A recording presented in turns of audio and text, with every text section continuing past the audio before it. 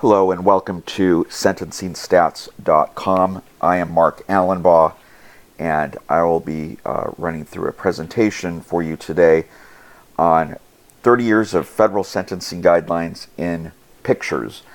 The guidelines started with statistics and looking at data and analyzing that data in order to guide how the guidelines eventually were promulgated. So my thought is, after 30 years of guidelines, let's look at stats and let's look at what the guidelines have achieved over the last 30 years. So just a quick primer on the guidelines. They were created by the Sentencing Reform Act of 1984. They created the U.S. Sentencing Commission, which in turn created, promulgates, and amends the sentencing guidelines. And the act also abolished parole, so there has been no parole at the federal level for 30 years. The purposes, what Congress was trying to achieve when it created the guidelines, was to increase certainty in sentencing. Before the guidelines, as is the case in many states still, there is a parole system. And in parole, a judge, where parole exists, the judge will implement or give a sentence that is indeterminate. In other words, he or she could say 5 to 10 years for a particular offense, and then it's ultimately up to the parole board to determine how long that inmate serves. So that's called indeterminate sentencing. The thought here was, let's get rid of indeterminate sentencing. When a judge issues a sentence, that is the time the defendant will serve. Now there's a little catch. The Bureau of Prisons, and Congress created this actually, but the Bureau of Prisons will give defendants approximately up to 15% off their sentence for each year they serve. That's called good conduct time. It's basically a carrot to make sure that inmates behave themselves. That is different than parole, though. That's not a parole board. It's more or less given automatic by BOP, and again, it's just a carrot for defendants to behave. And there are other programs that BOP has to reduce the sentence, but those are not strictly parole. You as a criminal defense attorney can essentially calculate how much good time credit and how much benefit from other programs such as the reentry or the residential drug abuse treatment program that the BOP has. You can calculate that for a client and tell him, okay, you got 70 months, but minus the 15%, minus this and minus that, this is your actual time in. So the point is, there's still certainty in sentencing. It just might, you may have to go through a few calculations. Of course, then to increase uniformity and decrease unwarranted disparity, all that means is the principle that's often cited: similarly situated defendants should be treated similarly. A $1 million fraudster in New York should receive the same sentence as a $1 million fraudster in San Francisco. It really shouldn't matter the judge or location, etc. Similar defendants with similar backgrounds that commit similar offenses should get similar sentences. And that goes to the last point or principle of the guidelines, is to ensure proportionality. And so that, going back to that example of the fraudsters in New York and San Francisco, it's great if they have uniform sentences. Let's say those uniform sentences are 100 years each. Well, that might be uniformity, but it may defeat proportionality. Let's say those fraudsters, instead of $1 million, it's $1,000 or something along those lines. Well, a 100-year sentence would be disproportional, even if uniform for both of them. So the guidelines look to try to establish proportionality, that more serious offenses get more serious sentences, and provides certain factors for judges to determine, such as in a fraud case, the amount of money involved, the loss amount as we call it, or in drug cases, the amount of drugs involved, etc. So those are the three primary principles. They went into effect, the guidelines went into effect on November 1, 1987. Since that time, over 1.5 million defendants have been sentenced under the guidelines. The guidelines cover all felonies and Class A misdemeanors. That's basically any misdemeanor that is punishable by up to a year in prison. So Here's the interesting thing. We'll start here on this table. This is from the Bureau of Justice Statistics, and you'll see here I've highlighted four states in the federal government here in yellow. At the very top, you'll see the federal government here. You can see as of the end of 2015, and this is the latest data available from the Bureau of Justice Statistics. One thing, just a quick aside, is in researching this article and this presentation, there is very inconsistent data across various sources in the federal government, from the BOP to the Bureau of Justice Statistics to the U.S. Sentencing Commission, how these agencies and others count defendants, count cases, count sentences, what constitutes an average sentence, or how an average sentence is calculated, things of that nature, as well as the capacity of prisons, even things like that, varies quite a bit. So I've done my best here to try to find the most consistent data across as many agencies as possible, spanning the longest period of time. But it may not be absolutely perfect. But having done this now for over 15 years, I'm pretty sure my data and analyses is accurate. Of course, any errors in here, I would hope that any viewers out there would bring them to my attention. So at any rate, at the federal level, we see here that the rated capacity is 134,000, but the current population custody as of the end of 2015 was 160,000, so that put the Bureau of Prisons over capacity at 19.7%, at least according to this table at the end of 2015. The current inmate population of the Bureau of Prisons, just of the Bureau of Prisons, not including private facilities, is around 149,000. But that doesn't necessarily mean that they're at capacity now. Current estimates from the GAO, the Government Accountability Office, or Accounting Office, is about 15% over capacity. So the feds remain over capacity, and as we'll see, they've always been over capacity. There's been too many inmates in the federal system, and it just can't keep up. And it's not the blame for it, by the way. We'll get to that. So we can see here California, Florida, Georgia, and Texas. Those are the next four highest states. I should have highlighted Illinois also. That would be the fifth. But basically, every state with at least, I should have highlighted New York, not Illinois. Every state that has at least 50,000 defendants, as we see here, that I've highlighted, except for New York, which I should have highlighted New York, is under capacity or right at capacity. So for example, if we look at Texas, we could see under different ways of measuring capacity, they're 89.9% to 86.4%. New York as a hair over on one measure of capacity, but a hair under on another. Under capacity on both for Florida and Georgia. Only California is really significantly over capacity on one measure, but is under capacity, well under capacity, based on another measure. Only the federal government, or I should say the Federal Bureau of Prisons, is over capacity per rated capacity, and that's how we measure capacity at the federal level.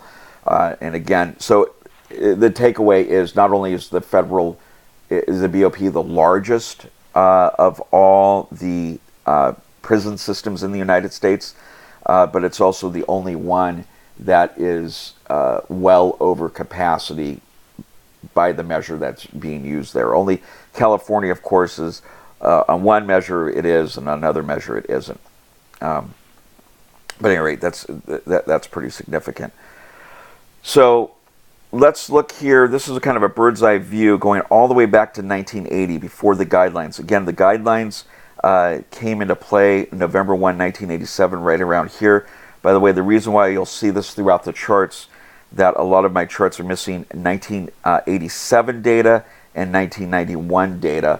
I was relying on Bureau of Justice Statistics, which is within the Department of Justice, for a lot of the data here.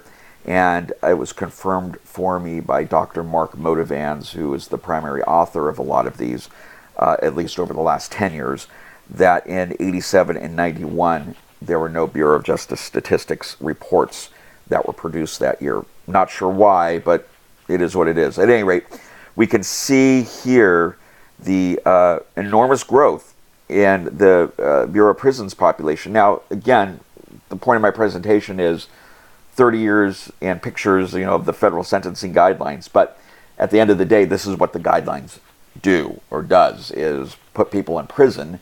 And so we look to the prison population for the ultimate effect of the guidelines.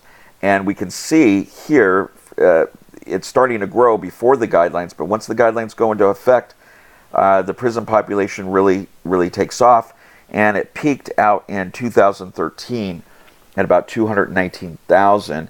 And since 2013 has actually been on a significant decline. It's almost like a nice bell-shaped curve here.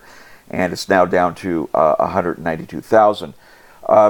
It's beyond the scope of the presentation to go into the reasons why for that turn up here, but and I haven't researched this, but from what I understand and from what I believe too, is this largely had to do with the 2010 Fair Justice Act, which reduced the disparity between crack and powder cocaine. It made it retroactive, and that affected a lot of inmates. It caused a lot of inmates to be released within a year of that act because they'd already served up their sentence based upon retroactive application of the act, and I should say it also reduced other inmates. If they weren't released within that first year, they were released shortly thereafter. So that had a lot to do with it. And as we'll also see, rates of prosecution are down as well too, which is a bit surprising. At any rate, I have this line here just so you can see how the U.S. population as a whole has increased, and it's steadily increased, but nowhere at the rate of the prison population. And I don't want to jump ahead what the reason why is, and certainly a reason why for this explosion, what I consider explosion in the federal prison population. I don't want to leap ahead to what I think really caused it, though. The primary cause, certainly part of it was the guidelines and increasing sentences to a degree, but also mandatory minimums. And it's going to be outside of the scope to really get into the mandatory minimums and what those are and how those affect the guidelines. But they're very often intertwined, although it bears repeating constantly that the Sentencing Commission has nothing to do with mandatory minimums and has always lobbied against them. But suffice it to say that once the guidelines went into effect here, as well as a bunch of mandatory minimums, those certainly contributed to the increase in the prison population. This, just to give you a financial perspective, all the numbers in here I have adjusted for 2016 dollars. So I went back and looked all the way back to 1980 at what the annual budget, or what I call the spend, is for the BOP, and this includes both the employees, the correctional officers, administrators, etc., as well as the building facilities, maintenance, and what have you. So capturing all of that, I adjusted for 2016 dollars. So down here, back in 1980, it was also we spent almost $1 billion on operating the BOP that year. $1 billion in 2016 dollars. So this, you can see, it's a very significant growth during that period of time, which is to be expected because, as we saw on the last slide, the population grew. But boy, are we spending a lot on housing humans. We went from just under $1 billion in 1980 to almost $7.5 billion as of 2016. And we see this spike here in 1990. This orange line here is the average spend per BOP inmate. Basically, I took whatever this number was here and divided it by the end-of-year population for the Bureau of Prisons on that particular year. So it's interesting, of course, you'll immediately notice the spike beyond the scope to conclude on what caused that, but my speculation is the federal sentencing guidelines and the mandatory minimums that went into effect, as well as hint, hint, increased prosecutions, as we'll see, and then that really caused the Bureau of Prisons to spike in its cost, because it had to start building like crazy to get more capacity, even though it's never been able to, as we'll see, get within capacity. It's always been playing catch up, unfortunately. So, and now here I've kind of foreshadowed this. What this graph shows here in the orange, again, is just this, the growth in the BOP prison population. So that's the orange part here. The blue part here is the number of individuals sentenced under the guidelines in any given year. Or, I'm sorry, not under the guidelines, sentenced federally, because I was able to go all the way back to 1980. The reason why I go back to 1980 is to give us a taste of what the pre-guidelines world looked like. So we have here, we start out in 1980, there were only 26,640 individuals in custody in BOP prisons. In that same year, there were 28,598 sentenced federally.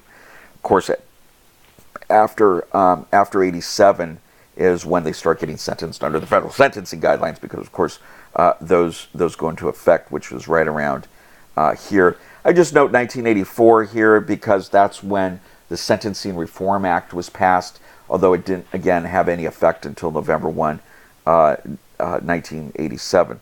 The red line is the overcapacity. So what 30% means, it's 30% overcapacity. So in 1984, when the Sentencing Reform Act was passed, the BOP was already at 30% overcapacity.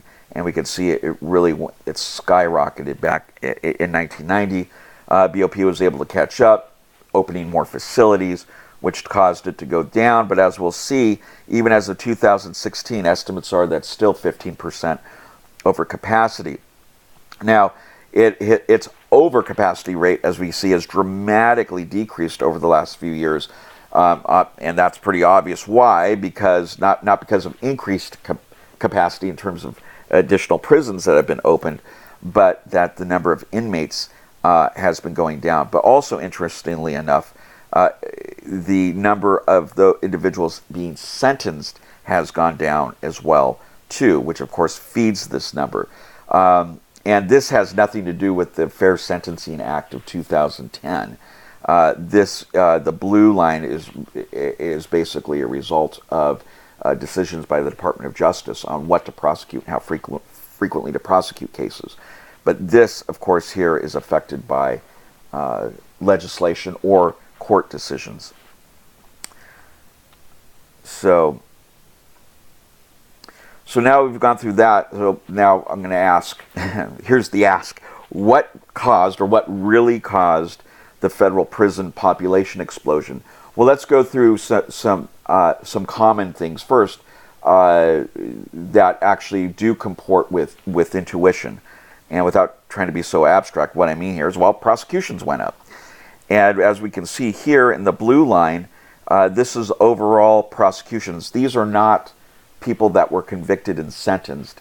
Again, these are actual prosecution numbers according to the Bureau of Justice Statistics and other sources, meaning that not all of the 4,058 defendants that were prosecuted in 1984 were in fact convicted. Some of the cases were dismissed, there were some acquittals.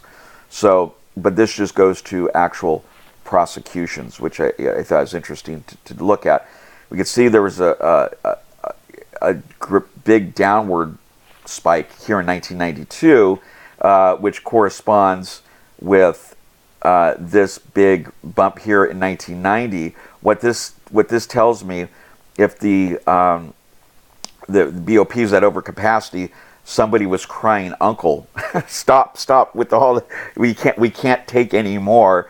So that may have been the result of the decreased prosecutions here that year, and that was basically a big decrease in the amount of drug defendants that were being prosecuted. That also could be the result of additional mandatory minimums that went into effect in the early 90s as well, too, that there was just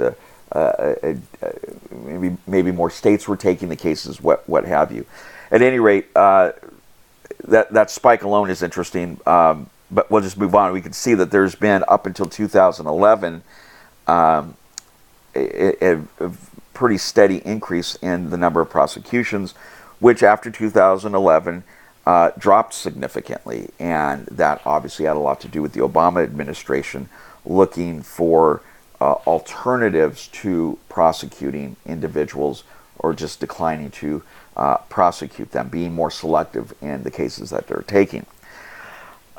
So what really contributed to this increase, we can see down here. What's really interesting, I have these major offense types down here, and it appears, while drugs, of course, has always been the primary offense that's been prosecuted. Excuse me.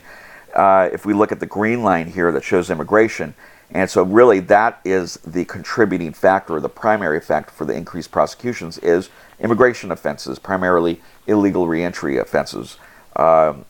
Sometimes just illegal entry is prosecuted criminally, but most often those cases are not prosecuted criminally. They're just handled administratively and they're just deported. But illegal reentry cases, you've been deported once and now you've come back in, those are handled primarily criminally. And we can see that has steadily increased across administrations up until 2011, when there was pretty much an across-the-board decrease in prosecutions, except for weapons.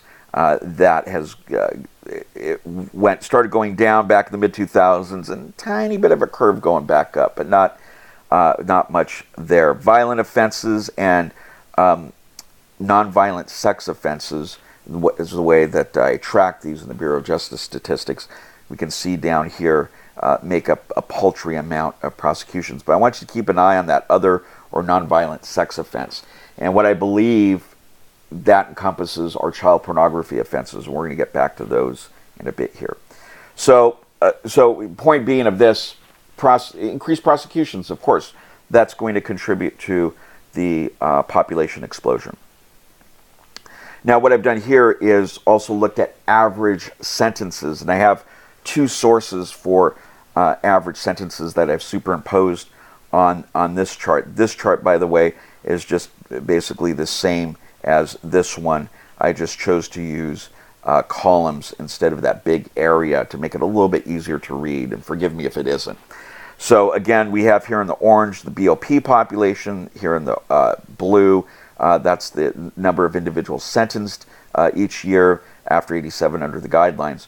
Now here are the average sentences. The reason why there's two lines is there are two different sources measuring two different things. So the gray line is from the Bureau of Justice Statistics, and what it is measuring is the average sentence of imprisonment.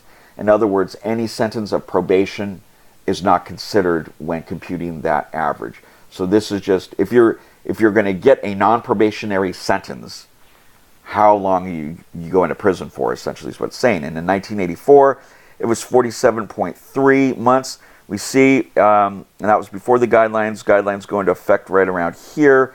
And we see it's already increasing before the guidelines go into effect, but then continues to increase, then stabilizes throughout the 90s, decreasing a little bit. And then picks up here. And this spike is really interesting because that's when the United States versus Booker case was decided by the Supreme Court, which held that the sentencing guidelines no longer were mandatory. They were mandatory before that period, but now that they were just advisory, which means that a judge has to consider them but doesn't necessarily need to follow them.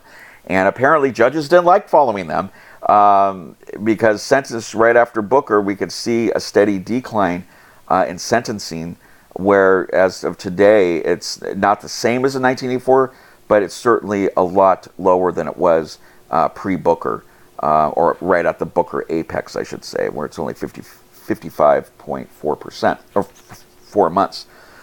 The orange line here, or yellowish line, this is the average sentence according to the Sentencing Commission, but it includes or takes into consideration probationary sentences, which a probationary sentence would be 0 months imprisonment. So it takes all those zeros into consideration, which is why obviously it's lower. But you can see it pretty much maps what's going on with the BJS statistics, Bureau of Justice statistics. So here, as of 2016, if you take into account probationary sentences, the average federal sentence is 44 months. But if you don't take those into consideration, the average sentence is 55.4 months. But what is interesting, though, is this spike here, and that may be contributing, and certainly must be contributing, to also the decline in the recent decline in the number of inmates in the BOP, is that people generally, or defendants generally, are getting sentenced lower. That sentences are going down post-Booker. So that also helps. So number of prosecutions on the decline, as we saw here, and also sentences on the decline as well. I probably should have superimposed this for consistency purposes on this, but maybe it would have been too busy. Okay, now we're going to dig into the weeds a little bit on sentencing. This is an output from Sentencing Stats itself, just an example of one of the exhibits you could produce. This shows you the median sentences, including probation, by the way. All these sentences we report consistent with what the Commission reports in its annual report, which are average and median sentences that include probation. So taking into account probation, you could see what the average sentences are for certain guidelines. 2B1.1, your fraud guideline, the average as of 2016 is only 12 months, although that's an increase from 2006, where it was around 5 or 6 months. This orange line here is your drug offenses. Average, again, or the median, was 48 months in 2016, which is below the 60 months, so a year below the 5 years that the median sentence was in 2006. The green line here is 2G 2.2, which is your non-production child pornography offenses. If I included production of child pornography offenses, it would have shrunk everything down, because production of child pornography offenses are subject to a mandatory minimum of 15 years. So that kind of skews what the table looks like. So at any rate, I kept it here at the median, or just 2G 2.2. We can see the median for non-production child pornography offenses, receipt, distribution, possession, is on the uptick. It's the only one that's consistently on the uptick, except for fraud, which is mildly. But this has gone up pretty significantly. The median is 84 months compared to 70 months, as it was in 2006. Same chart, except here we're reporting the averages. So the averages are higher than the medians, which suggests that there's some really high sentences each year, which are pulling those medians up, or pulling the averages up. But we see the same general trend, except everybody now has been going down since Booker, or has gone down recently, except for child pornography offenses. This is the rate of sentences imposed within the guideline. And what is really interesting here, at least interesting to me, and I'm foreshadowing a point I'm going to get to, is if we look at the child pornography offenses, only 27%, just a bare quarter of sentences imposed under 2G 2.2, non-production child pornography, were sentenced within the guideline. And you'll have to trust me on this, but rarely do judges go above the guidelines. So what that suggests is that nearly 3/4 of all sentences under 2G 2.2 are being sentenced below the guideline range. But why that's really interesting and odd is when we look at the sentences still are going up. The sentences still are going up, even though the departures are increasing. In other words, the departures and variance below the guidelines are increasing. You would expect the other way, but that just shows you how high the child pornography guidelines are calibrated. So those are the rates of sentences imposed within the guidelines. This is the rates of downward variances. And as I was just alluding to, we can see here for like child pornography that last year, 48.6% of all the sentences were below the guideline range as a result of a judge exercising his or her discretion under 3553A. Now I said 3/4 were below, or approximately 3/4. Well, you can guess what that other quarter, if this is almost a half, that other quarter is coming from, of course, 5Ks, and we'll see that in a second here.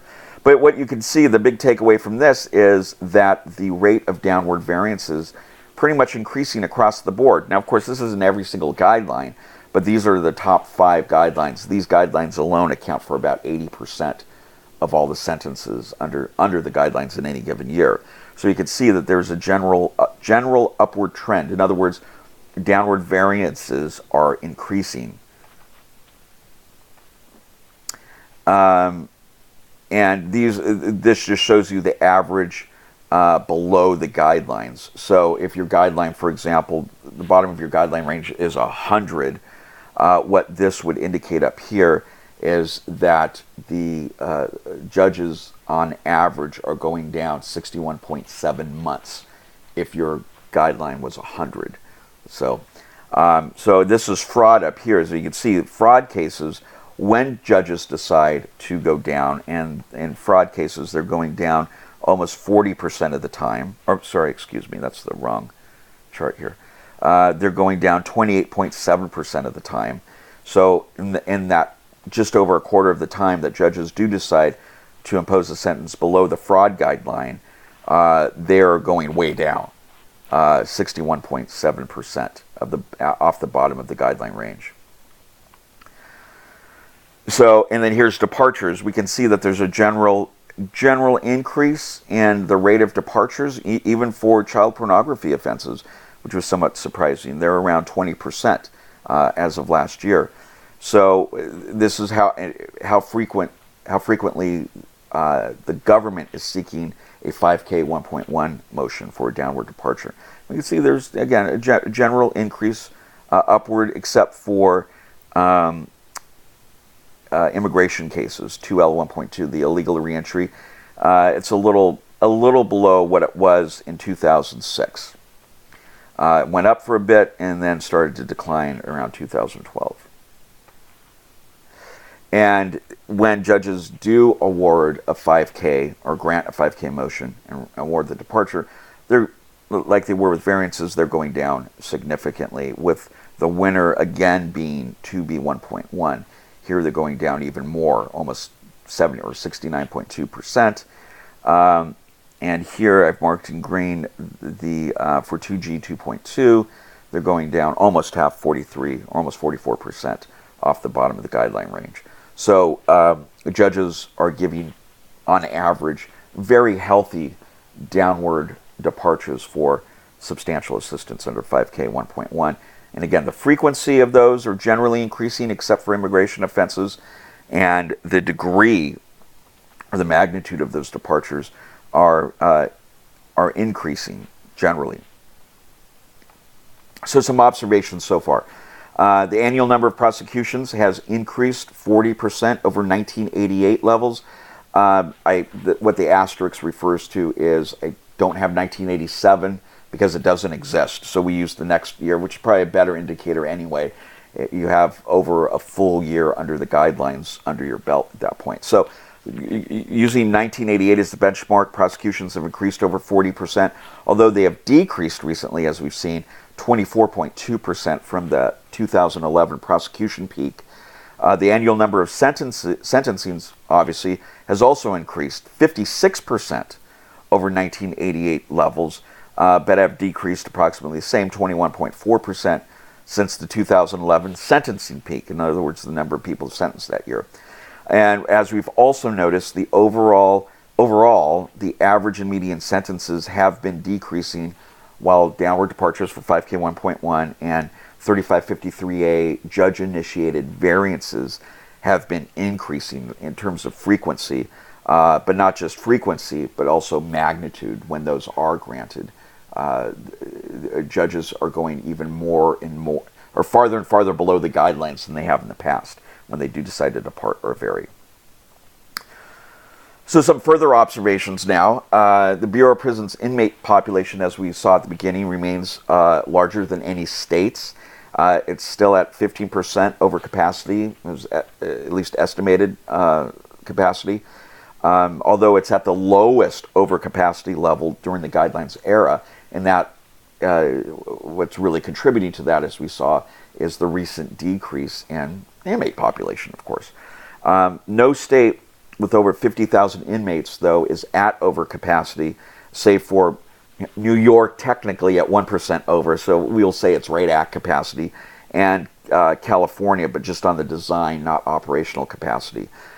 So I think that's a lot of qualifiers there, but the point is it's pretty significant that the federal system not only is the largest, but is well over capacity, more than most, I should say, or more than most major state prison systems. And by major, I choose the arbitrary number of 50,000. So the BOP population has grown 280% since 1988, but the U.S. population has only grown 32%. So we're putting people away in federal court faster than the U.S. population is growing. I don't know if that's the same rate at the state levels. For some of the smaller states like Delaware or Wyoming, I highly doubt it. That's probably matching the U.S. population, but that'd be something interesting to look into. What contributes, though, the common statistic that's thrown about more frequently nowadays is that the U.S. overall, federal and state, incarcerates more individuals than any other country on earth, and not just per capita or a proportional in terms of a percent of its citizenry, but in an absolute number. We have close to 2.5 million people incarcerated in state, local, and federal facilities today, which is more than China. China has less than 2 million in its state facilities or in its federal facilities, but China's another issue. At any rate, so the BOP, it's very interesting that the BOP has grown so dramatically in that period of time, and obviously, again, it goes to the increased prosecutions, and greater sentences or increased average sentences. And the budget, of course, not surprisingly, grew 245%, but the spend per inmate is only 9% greater than it was in 1988. That's pretty significant. What that tells me is that while the budget has grown so much, which it obviously has to, you would think that there would be a little bit more spent on inmates for rehabilitation programs and whatnot. We have so many programs available today, just technologically speaking, that were not available back in 1988. Computer training and things like that. You would think that there'd be more money spent on those types of programs for purposes of rehabilitation and to reduce recidivism, but apparently not. So we're still stuck in the 80s with a 21st century inmate population. That's really what it tells me. The good thing, though, is that since 2013, the budget per inmate has grown 28.6%. But really, that's kind of a false statistic, or a misleading statistic, I should say. It's not false. It's accurate, and it's true. But the cause for that has nothing to do with what I am suggesting, that we need to be spending more per inmate. It's just that there are less inmates, and the budget has continued to grow. And that's worth looking at, just again, really quick here, right at the end. And let me get to that slide.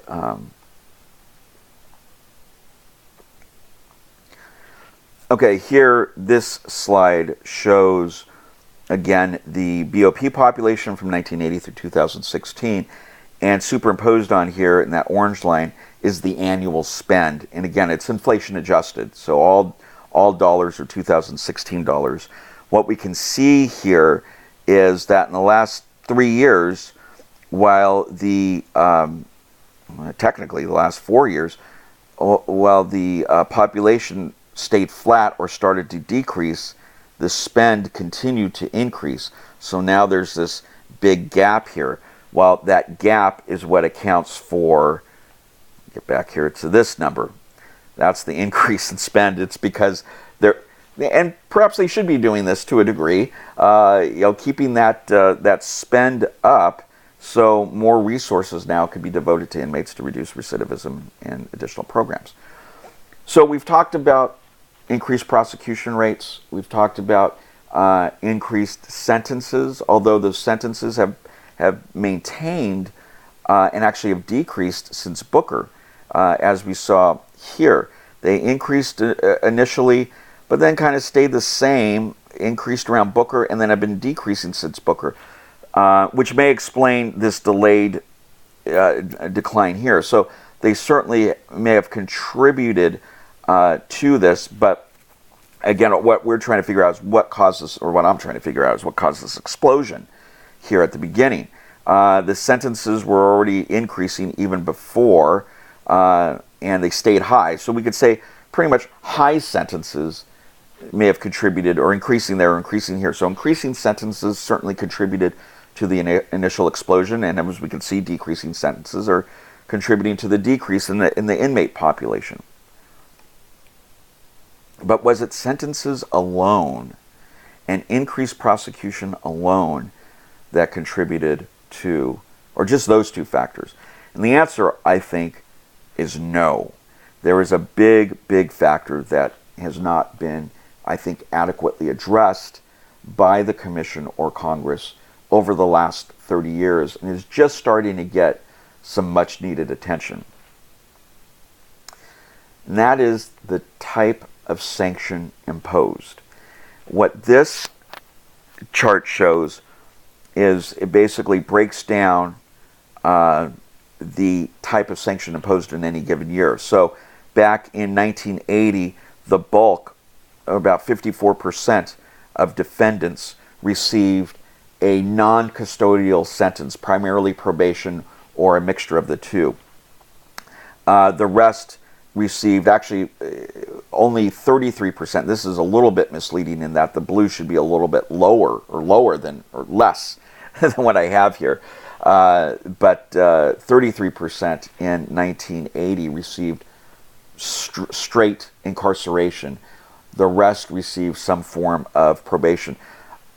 But just as an aside here, the Bureau of Justice Statistics, when it reports probation and incarceration, often uses mixed terminology, and there's an overlap where they might report 1 year 51% of the inmates or defendants received incarceration and 54% received probation. Well, that's 105%. How is that possible? They're obviously double counting. So that kind of messes up the numbers a bit. But this gives you at least a good idea that the majority of people before the guidelines received an alternative to incarceration. In 1984 is when I was able to start finding a bit more data, and I was able to find data on split sentences where it's a combination of prison and probation, and that's what you see here. But you can still see, even after the guidelines go into effect right around here, right here in 1987, and you can see before that time, the bulk of defendants received probation or some type of split sentence or an alternative, which could be like a halfway house, to incarceration.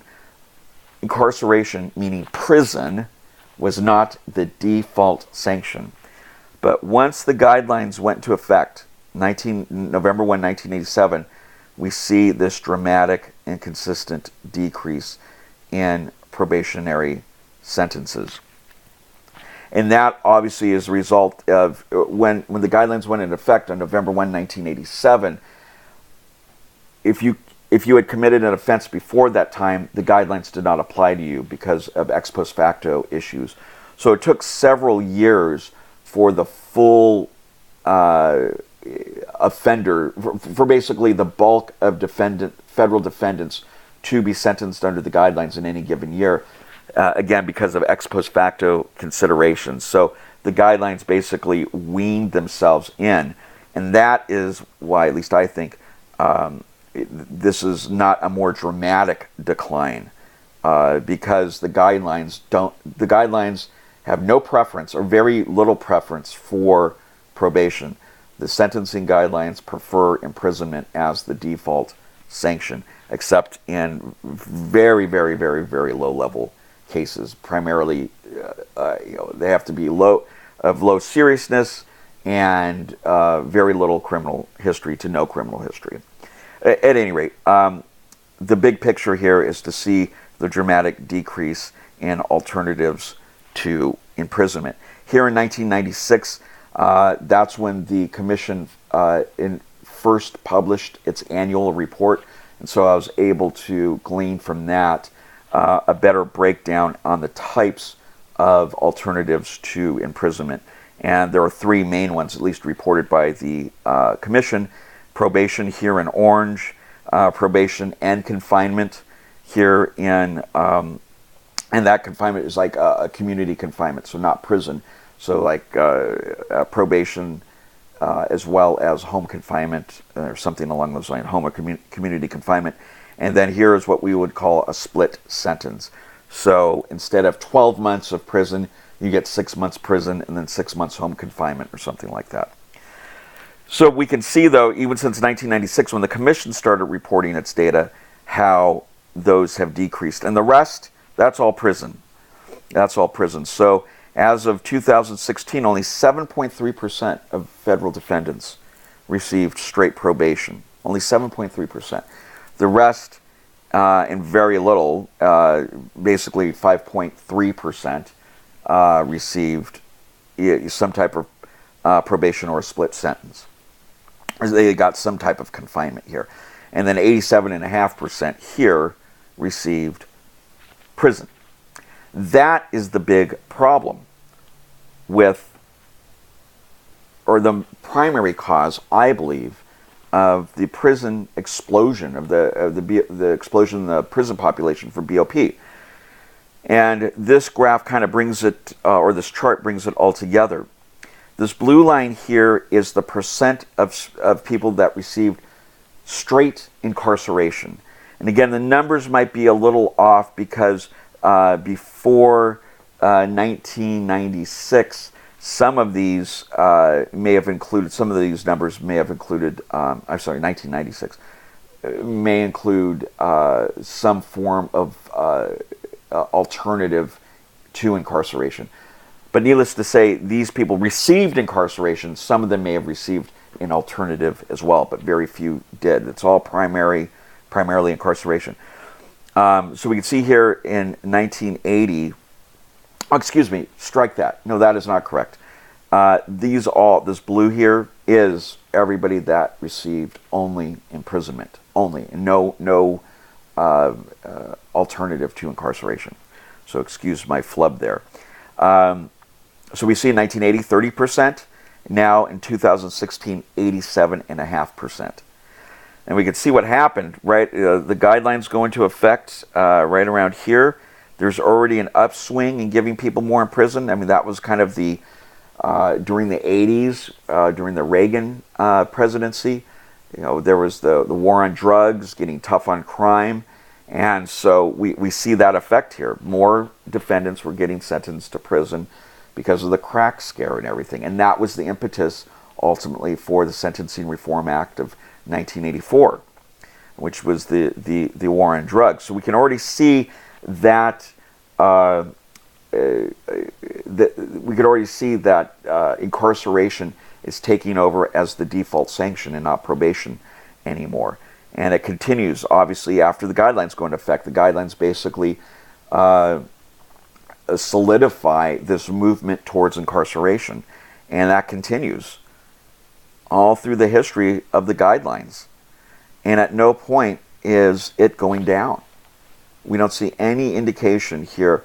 And as I mentioned or alluded to, the Commission has been looking at alternatives to confinement. And the Commission currently, now in 2017, is looking to change the sentencing table to encourage judges to look more frequently at an alternative to confinement. That will help. That certainly will help continue this downward trend. At any rate, let me just finish explaining this. So we already know what the orange and the blue mean, and the yellow line here, we saw this earlier, is the overcapacity rate. And we can see again, as more people are getting incarcerated for any period of time, which is more people getting incarcerated, that contributes to the bed space problem. And back in 1990, the BOP reports that it was at 169% overcapacity. And then a major influx in funds finally takes effect and a bunch of prisons open, which helps reduce that overcapacity situation. But the overcapacity situation continues because, as we saw, prosecutions were still going up. And sentences to incarceration remained high, and more people were getting incarcerated, as this shows. So sentences went up. Frequency of prosecution went up. The average sentences went up and stayed high, and the sanction of probation was basically forgotten. Slowly, but it has been largely forgotten. And it used to be the default sanction, or at least some alternative to imprisonment was the default sanction. And now it is incarceration, which has contributed to this. Thankfully, we've seen a reduction here in the last few years in the prison population, which has led to a decrease, obviously, in the number or the overcapacity, the percent that BOP has been at overcapacity. Hopefully this trend will continue, because as we can see here, the number of individuals sentenced has also been decreasing, which is reflected by a decreasing rate of prosecution. But that largely was the Obama administration, the last administration, and there are all signals that this administration, the Trump administration, may change that. And if they do, if that administration changes just one of those, increases the number of prosecutions, we're going to be in a quick problem again with the BOP. We're going to look at another prison population explosion.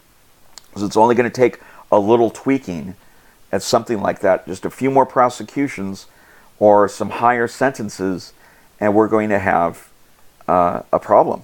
Once again, that the BOP is not going to be able to manage, and just by the grace of God and some luck, it's been able to decrease. Basically, what I mean by that is the BOP has been able to decrease the overcapacity issue really through no work of its own. It's just been a happy circumstance of the passage of the Fair Sentencing Act and the Obama administration decreasing the number of prosecutions each year, as well as the Supreme Court's Booker decision, which allowed judges to be judges and exercise their discretion and not give everybody these crazy mandatory sentences under the guidelines. So again, what caused the explosion in the federal prison population? Primarily, I think, it was the reduction in the frequency of probation as the default sentence, at least the one that should be considered initially. So some proposals, what my article will end with, are proposals to the Commission and Congress going forward to avoid this problem again, or first of all, to continue the recovery from the population explosion and to avoid another one from happening. So one is to implement, I haven't talked about this yet, but to implement and utilize diversionary programs.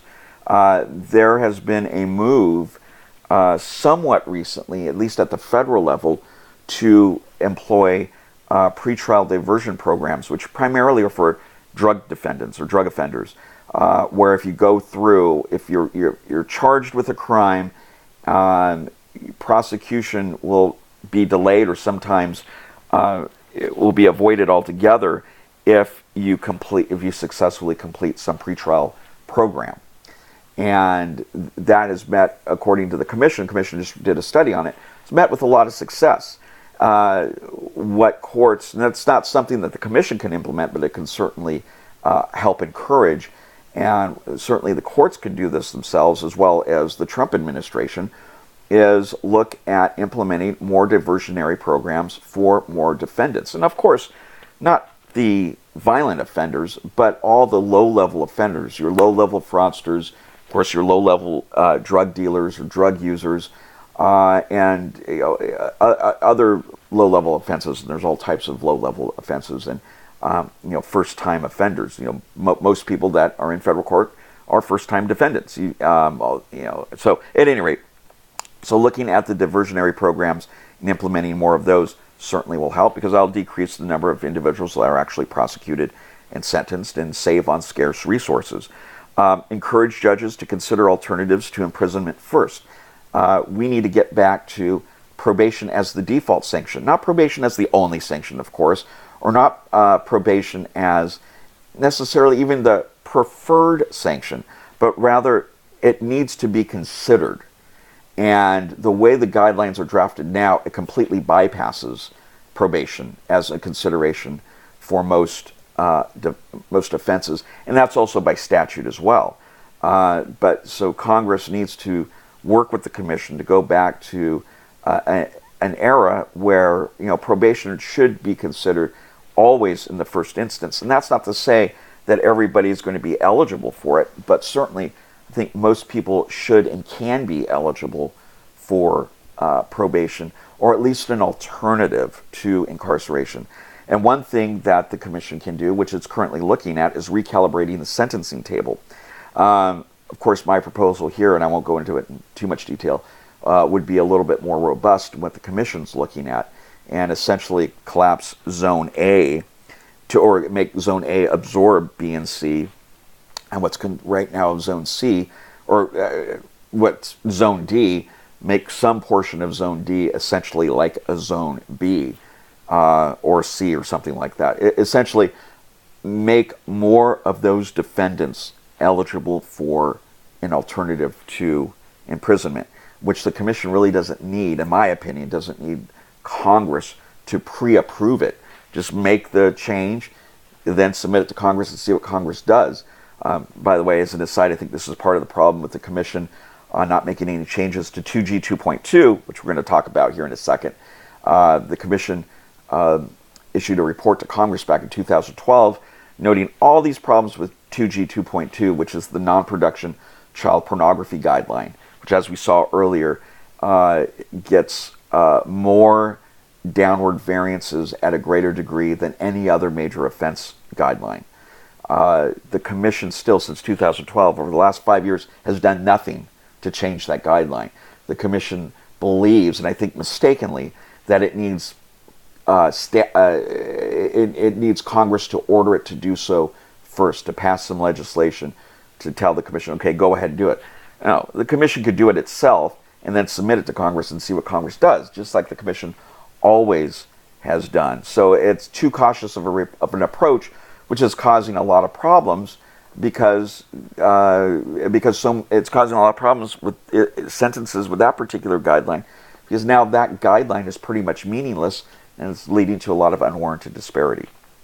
So again, kind of talking ahead of myself, there is one red flag, and I think it's a good red flag to see what can happen if we, or if Congress and the Commission and the judiciary do not take seriously some of these proposals here and start to make changes.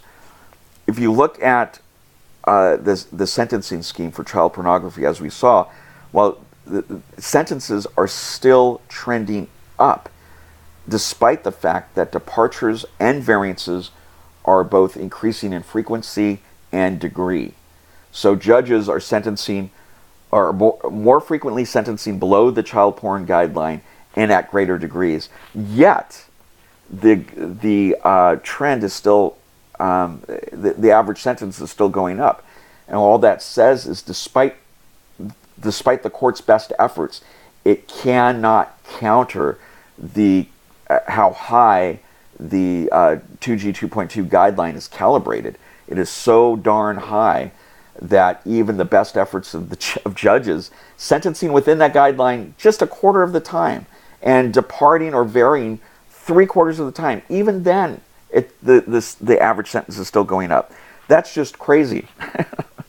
And what's really interesting too, and here's the big warning for the Bureau of Prisons: child pornography offenders constitute less than 3%. And this is production and non-production child pornography offenders. They were just 3% of federal cases in 2016.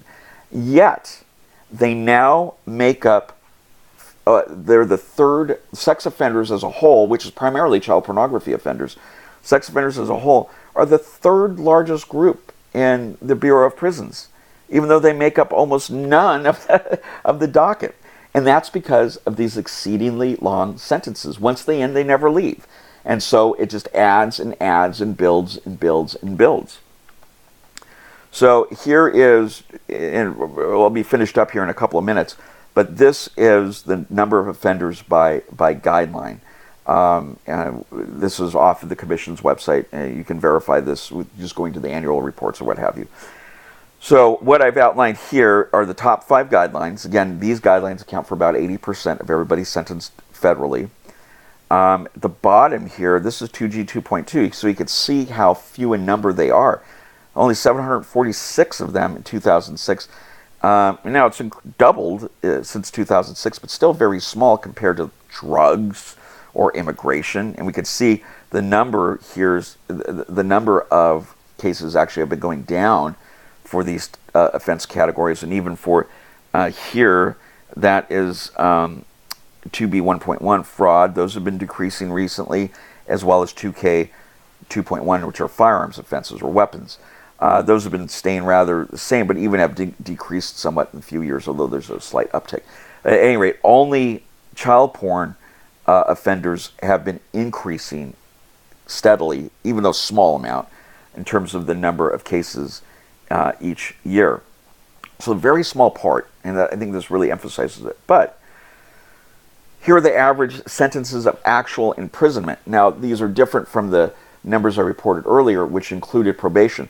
So take out probation, which almost nobody that gets child pornography, although there are a few, but they're very rare, get probation here, or they might get like a day. You know, it's either probation or just a nominal term of imprisonment. If you just look at prison sentences, you can see how much higher child pornography offenses are than all other types of offenses. And by the way, this dark gray line here in the middle is just the overall, it's taking all cases overall and giving you the average there. So 2006, 59 months was the average overall sentence of imprisonment under the sentencing guidelines, and that has decreased to 50 months as of 2016. 2006, it was 98 months for under 2G 2.2, again the non-production. I didn't put production in here because it would be off the chart. Much higher because of the 15-year mandatory minimum. So we went from 98 months in 2006 to 105 months in 2016. Yes, it's not only increased, but it has remained much higher, as all of these others have generally decreased. Except for here, there's a tiny little uptick. But at any rate, this really, this next slide, I think, this next slide, so I could not fit 2D 1.1 up here in the number of offenders, so I put it over here because it would have thrown off. I'm sorry, I messed up here. So here are the weighted months, and what I did with these. And excuse me, getting tired after an hour of this presentation. What this chart shows is the weighted months. What I did is I took the number of offenders and multiplied it by the average sentence imposed to get total months, if you will, what I call the weighted months. And I did that for overall and by offense. And so here in this one, because 2D 1.1, because there are so many defendants, obviously they're going to have the most weighted months, but it drove the scale off, so I couldn't put everybody together, all the guidelines on one table, and had it look meaningful. It would have looked a little crazy, or not very meaningful. So at any rate, here we see 2D 1.1 is I'm sorry, this is the overall. 2D 1.1 is right here in the blue. So there were 2 million weighted months in 2006, and that's gone down. 2016, 1.3 weighted months. So what that means is there's a combination of less defendants getting lower sentences. Essentially, that's what the weighted months can show you. So we can see there's been a significant decline. And overall as well, too, the weighted months went from 4.2 million in 2006 to now 3.3 million. So it's decreased by almost 1 million months, which is pretty significant. There's a downward trend. So as we've seen, and it's no surprise, and it's very obvious and non-controversial, less defendants getting lower sentences is going to be lower weighted months. Very simple, nothing to it. So here's the real interesting thing. These show different offense guidelines again. So up here at the top, I believe that's 2K 2.1, so that's your weapons. Those have been going down. This is your immigration. Peaked up here around 2011, and then those have gone down considerably. Again, weighted months, and then this is fraud, which increased, and then around 2014 started going back down, a combination of less number prosecuted, lower sentences. The only one that's gone up consistently is 2G 2.2, and that's right here. This is 2G 2.2. It's continued to increase. As a matter of fact, there's been a slight decrease in the number of sentences over the last couple of years. It's hard to tell here, but it's a little bit below 2015. But even so, because the average sentences continue to increase, that's why we still see an increase here. There's a slight dip in 2015, and that's gone back up. So it's bucking the trend. The trend is to go down, as we see here. The trend is downward, downward, downward, all except for 2G 2.2. And remember, what's very interesting and frightening about 2G 2.2 is the rate and magnitude of departures and variances have also been decreasing. Judges are fighting this guideline as best they can, and it's a losing battle because that average sentence is still going up. And so that has resulted in this. This is the latest report from the Bureau of Prisons on the makeup by offense of the inmate population here. And what we can see here for sex offenses, which is L here, it's the third largest group. And again, sex offenders are primarily child pornography defendants, both production and non-production.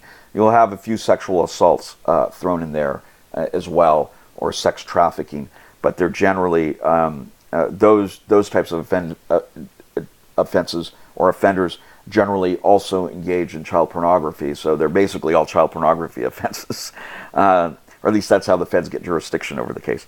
So here we have number 3. Number 2 here is weapons, and this is your drug offenses here at E. You know, what's really interesting though is it's two things. One, sex offenders now are the third largest, but they're greater than even immigration defendants. And immigration is one of the top most prosecuted cases, as we saw. I'll go back up to that here real quick.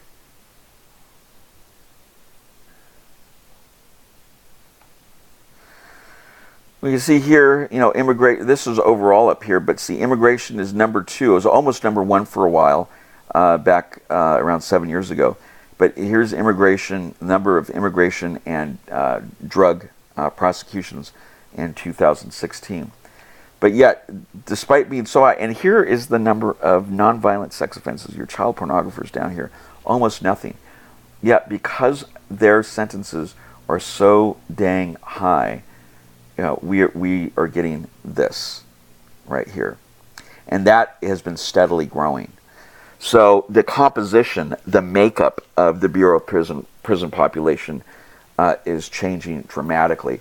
And that's as a result of sentencing. So the point, the result of that particular sentencing guideline, not even really the the frequency of prosecutions, because the frequency of prosecution, while it's gone up, and it's doubled over an 11-year period, it hasn't gone up that much. It's just, again, that those sentences are so dang high.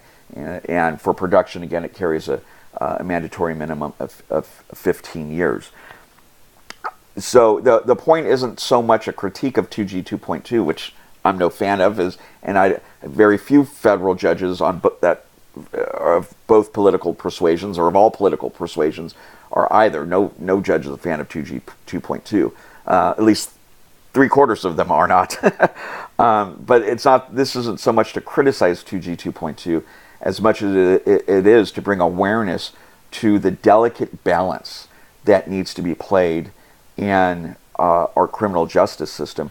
If just by having an infrequently used guideline ratcheted up too high, you can still have an extremely disproportional effect on the inmate population, and you can contribute to the over-incarceration effect that the BOP has been fruitlessly battling for over 30 years. And BOP has said in many reports it just can't keep up because it has no control over the sentencing guidelines. It has no control of prosecution rates, and it has no control over what sentences judges ultimately do impose, and whether they impose a sentence of imprisonment or probation. So the point is that's a red flag. That's an example of what can go wrong and is going wrong, and that is counter to the prevailing trend, which is towards, and when I say prevailing trend statistically, the BOP population is going down, the overcapacity rate is going down, the number of prosecutions is going down, the average sentence is going down, except for child pornography offenders, and this is why we have this anomaly here. So it's very important to be aware of that, because if we allow that to happen with a bigger offense group, that's going to be even more magnified. If we went back to the war on drugs with mandatory minimums, which we still have that problem, but we have ameliorated it quite a bit. But if there's a change in this administration or the Congress, we're going to be back to an explosive prison population, worse than what we're dealing with right now, and we're just getting over it. So the point is, let's continue the fix for whatever reason why it happened. Let's just continue it, not make matters worse. So I'm just going to leave with this quote from Gall with respect to probation. A lot of people may think right off the bat, well, probation is just a slap on the wrist. It's basically a pass, and it's not. It's certainly not a free pass, and it's a lot more than just some judge admonishing you in court. As the Supreme Court noted here in Gall back in 2007, offenders on probation are subject to several standard conditions that substantially restrict their liberty. And you can read the rest here, but there are many, many, many conditions of probation that probationers must adhere to. They can't move, they can't get a job without getting permission. They have to monitor, their alcohol intake. They have to be on their best behavior all the time. They have to check in quite frequently. And on top of that, they have the scarlet letter of a felony conviction. And that stays with you your entire life. So, in a very real sense, every felony conviction is a life sentence because you have all the collateral consequences that go with a felony conviction. So probation is hardly a slap on the wrist. But what it does do is allow people to perhaps be better rehabilitated than they can in an overcrowded prison. And first-time nonviolent offenders all should be considered for probation. As a matter of fact, not even just probation, but as I mentioned earlier, pretrial diversionary programs, a pretrial diversion program. Those need to be implemented as well too, because again, getting probation not only is not a slap on the wrist, but you have all the collateral consequences, and there are hundreds of them. If you've been convicted of a fraud and you get probation, well, you're never going to be an attorney. You're never going to be working at a bank. You're never, in many jurisdictions, you can't vote. I mean, those are the obvious ones. You just lose your right to vote. But there are many areas of employment that you're precluded from engaging in, let alone getting educational loans or housing loans, things of that nature. So there's a lot of stuff that citizens take for granted, that even just getting probation, just getting a felony conviction takes that away from you. Now, compound that with your loss of liberty, and we really need to be very careful about when we decide to take the liberty of a citizen or a non-citizen, as the case may be, away. First off, the utilitarian reason. We're already overcrowded. We need to reserve prison for dangerous people, where we need to be protected from them. Even a fraudster that has access to a phone, you're not necessarily going to be protected from him by putting him in prison, or access to phone or mail. As long as he can talk and speak to other people, he can still commit frauds. There's other better ways to combat fraudsters, like giving him a job, putting his silver tongue to work somewhere that can actually help people, and that has happened. Cynics may say no, but prison isn't going to solve that. What prison really should be reserved for, and as it was historically, and maybe we need to get back to our roots, was for the dangerous. And yes, all crime causes some harm, but there's a difference between violent crime and tax fraud or money laundering and things of that nature, or even, frankly, some drug offenses. Putting a doctor in prison who overprescribed fentanyl, or an opioid, not fentanyl, but an opioid to patients, while he's going to lose his license, he's never going to be a doctor again. And he was giving this to willing patients that were seeking him out. I just have a hard time putting somebody like that in prison when you've already revoked his means of being a danger. He's no longer going to be a doctor, so he can't write scripts anymore. So that's it. There's that sanction, especially when we're overcrowded. Maybe if there was room at the inn, if we had more prison space, maybe. But even then, this gets to the deontological argument. We need to reserve prison as a sanction for those really serious offenses, and need to consider probation or an alternative as a default. Again, not necessarily preferred, although it may be preferred in some cases, but certainly it needs to always be considered. Probation needs to be the default, at least for some defendants, and there should be a rebuttable presumption that, okay, you're going to get probation, but it's rebuttable. If the government has other evidence of this, that, and the other, then perhaps probation isn't for you. But then if we do sentence somebody to prison, the lengths of the sentences can quickly get out of hand and cause problems, like we're seeing now with the red flag with 2G 2.2, and I didn't even add it in, 2G 2.1, with the 15-year mandatory minimum for child pornography production, where that, by the way, that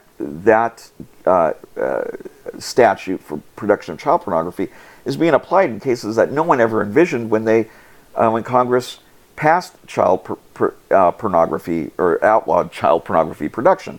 And those are for your child molesters that are actually out there touching kids and hurting them and filming child rape. Yeah, absolutely, put those people in prison. Those people are dangerous. But somebody that is sexting a 17-year-old high school student, that's not exactly, and doesn't even get a dirty picture, so asks for one from a 17-year-old. In those kind of situations, and they're not uncommon, that's the problem. Those kind of situations, 15 years minimum for that is just absurd. And absent other evidence, people like that are not dangerous. Stupid perhaps, but not dangerous. Maybe they have a sex addiction perhaps, or pornography addiction, but they're not dangerous in the sense that they're going out raping kids and filming it. That's a completely different monster, if you will. So that's my lecture, if you will. So the ultimate takeaway, this has been a long lecture, but showing you what 30 years under the guidelines has given us. And there are many ways to critique the guidelines and what have you, and that's perhaps for another time. But what the purpose of this presentation was to give you a statistical overview. what have the guidelines done? What's going on with prosecution? What's going on with sentencing? What's going on with imprisonment? Because all three of those areas are all, of course, intertwined with the guidelines. And what we've seen here is they contributed to a major problem, and that major problem we're still grappling with today, and that is prison overcrowding. But there is promise now. It has been reduced. It is continuing to be reduced, the rate of overcrowding, as well as the number of defendants in there. And that's a combination of two things, lower sentences and lower rates of prosecution. But there needs to be a third prong added in there to really control this. And that is to make probation and alternatives to imprisonment, as well as pretrial diversion, more front and center in if we're going to have a successful, insane sentencing scheme. Thank you.